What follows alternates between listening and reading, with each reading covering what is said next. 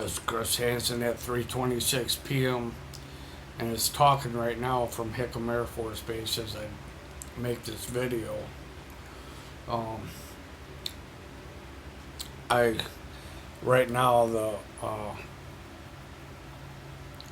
video of Nuuanu and School Street is being posted um, at 3:26 p.m. The waves, I just felt it go down like I could just feel them going off, and different signals on my brain pulling off my brain, and my brain starting to come back to its natural function again.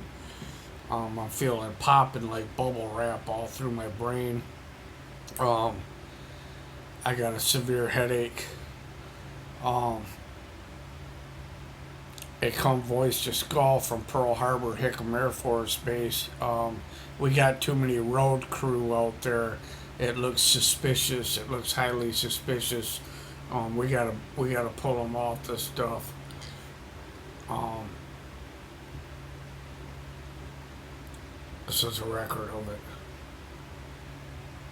It's the 18th of February, 2020.